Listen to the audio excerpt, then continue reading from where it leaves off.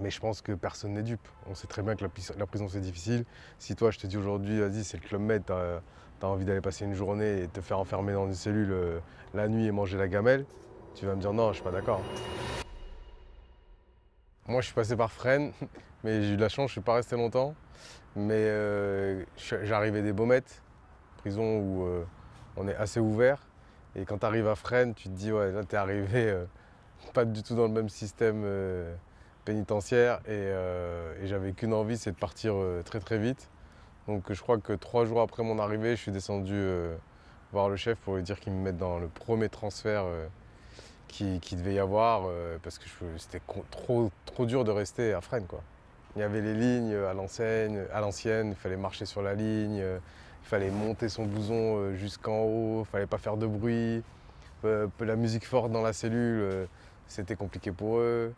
Et puis surtout, très très peu d'activité.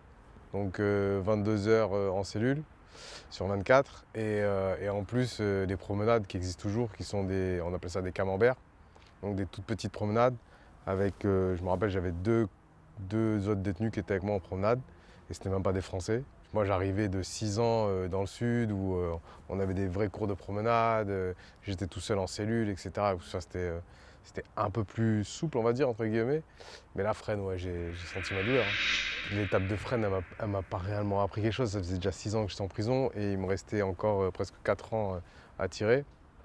Enfin, je ne savais pas encore combien j'allais devoir faire parce que j'avais encore 17 ans de prison à faire sur le papier. Mais je savais que j'étais à mi-chemin, on va dire. Et je savais déjà qu'il me manquait des choses. Donc c'est peut-être ce qui a traduit ce que je fais aujourd'hui. Mais ouais, je savais qu'il manquait des choses en détention qui étaient importantes pour moi. Et moi, c'était la culture. Bah, Koh Lanta, ça a été produit au mois de juillet. Il faisait 50 degrés minimum quand tu te mettais au soleil. Et que les détenus, ils étaient 3 en cellule, qui devaient faire... en fait, ça devait être invivable. Et que les mecs, ils ont eu 2 heures où ils ont profité d'activités récréatives. Il devait y avoir 3-4 mecs qui ont dû en profiter. Et on a fait de ça un truc moi, qui me faisait bondir de ma chaise quand j'entendais les conneries qu'ils disaient. Mais je pense que personne n'est dupe. On sait très bien que la prison, c'est difficile. Si toi, je te dis aujourd'hui, vas-y, c'est le Club Med, t'as envie d'aller passer une journée et te faire enfermer dans une cellule la nuit et manger la gamelle, tu vas me dire non, je suis pas d'accord.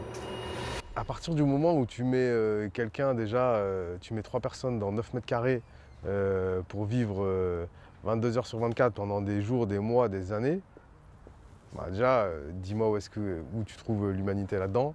Et après, les conditions dégradantes que tu peux y accumuler, les punaises de lit, les cafards, les rats, l'hygiène en prison, 3 douches par semaine, les minutes elles sont comptées quand tu vas à la douche, l'état des douches, t'en parles pas. Tu vois, tu vas au parloir, c'est bien d'arriver devant ta famille ou ta compagne propre. Tu vois, c'est le minimum de respect que l'on puisse te donner et que tu puisses rendre quand tu vas visiter des gens, quoi. Et, tu sais, à partir du moment où on te prive de ta liberté, bah, ça y est, t'es puni, quoi. Et, la réinsertion, bah, ça, c'est compliqué. Compliqué, ça va dépendre des personnes que tu vas croiser sur ton chemin, des SPIP, de la direction de la prison, des choses qui sont mises en place, etc. Mais encore une fois, je pense qu'il n'y a pas assez de personnes pour s'occuper de chacun des détenus et de s'occuper de chacun des dossiers on va dire, je dis des dossiers, mais des hommes qui vont être remis en liberté. Bah, ça se prépare, c'est du boulot et je pense qu'il n'y a pas assez de personnes pour, euh, pour régler ce problème-là. Donc non, la réinsertion, la prison, c'est pas un endroit où on se réinsère. Quand j'étais en centre de détention à Val-de-Reuil, j'ai rencontré des CPIP qui étaient motivés de ouf, qui m'ont bien accompagné. Et malheureusement, sur la fin, tu vois, quand j'ai commencé à demander des aménagements de peine, on m'a changé mon CPIP. Et là, je suis tombé sur une meuf complètement hystérique. Et mon dossier a failli mal tourner, tu vois. Parce que je m'entendais pas avec elle, parce que elle avait pas envie de travailler. Mais tu vois, ça c'est en fait, c'est des rencontres avec des gens.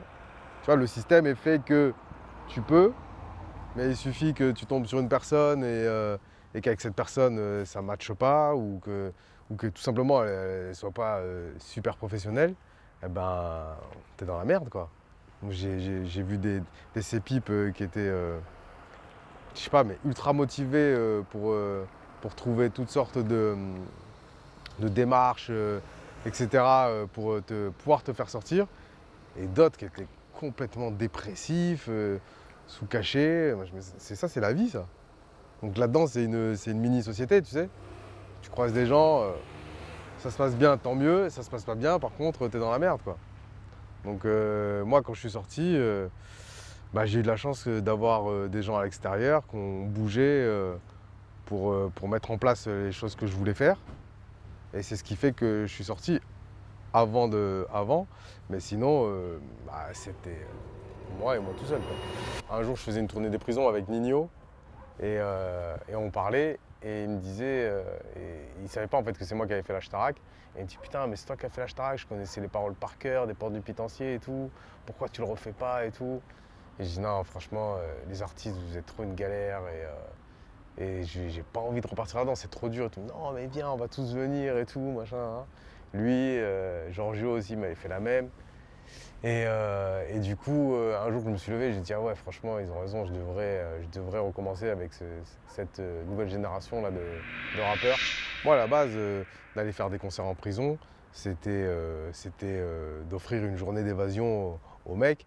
Mais je me suis rendu compte qu'avec certains projets, ça pouvait être bien plus, comme le projet de la Star Academy, qui est réellement un projet de réinsertion parce que les mecs ont suivi entre guillemets une formation accélérée des métiers de la musique. Ils ont été salariés pour ça aussi, ils ont reçu des fiches de paye en prison, etc. etc. Et donc c'est des pros, c'est devenu des pros de la musique, tu vois. Et j'espère que du coup ils ont compris tous les maillons de ce métier et qu'ils vont s'en servir plus tard, peut-être dans leur carrière solo, tu vois. Le rap, à la base, c'est une musique qui vient de la rue, les mecs de la rue, et qui sait exprimer justement le vécu de ce qu'on vit, et donc des mecs de la rue. Et en prison, il y a beaucoup de jeunes qui écoutent cette musique, c'est leur culture. Donc forcément, ils sont touchés, ils comprennent. Et, bah, et tu vois, même avec l'album, ils arrivent même à exprimer eux-mêmes des textes et des titres forts. Et c'est ça, en fait, le rap, pour moi, c'est le miroir du vécu, tu vois. Et donc, bah, il se passe des choses de l'autre côté. On avait envie de raconter avec les vrais acteurs de la prison ce qui se passe et ce qu'ils ressentent. Des potes m'ont rappelé, m'ont dit ouais, depuis que t'es plus là, il n'y a plus rien et tout, essaie de nous organiser un ou deux concerts. Et donc j'ai organisé un ou deux concerts comme ça. Et en même temps, j'ai réfléchi à monter mon asso pour pouvoir intervenir officiellement, on va dire, et avec une structure juridique en détention. Et que je puisse vraiment organiser les choses comme un concert à l'extérieur, mais en détention. Moi, je dis toujours qu'il doit y avoir toujours plus de gens qui rentrent à l'intérieur pour faire des activités, pour échanger avec les détenus, pour emmener un peu de l'extérieur à l'intérieur et les échanges qui peuvent se passer. Moins ce sera fantasmé et mieux on pourra mettre des choses en place sans avoir des polémiques comme ça. Parce qu'en fait, les polémiques, ça freine sur le moment, tu vois. C'est-à-dire qu'il y a eu cette polémique, le ministre a demandé une enquête de je ne sais quoi, ça a pris quelques mois, pendant quelques mois, les activités se sont ralenties. Aujourd'hui, quand tu veux proposer une nouvelle activité, bah, elle est regardée encore plus à la loupe qu'avant, alors qu'avant, avant ça, il y avait déjà des enquêtes qui étaient faites sur les intervenants, etc. etc. C'était quand même encadré. Là, maintenant, on demande toujours un peu plus, quoi. Si on ne fait pas tout ce genre d'activités qu'on fait, nous, associations, intervenants, etc., dans les prisons, bah, les mecs là, qui sont derrière, là, bah, ça va bouillir, ça va monter, et un jour, ça va péter.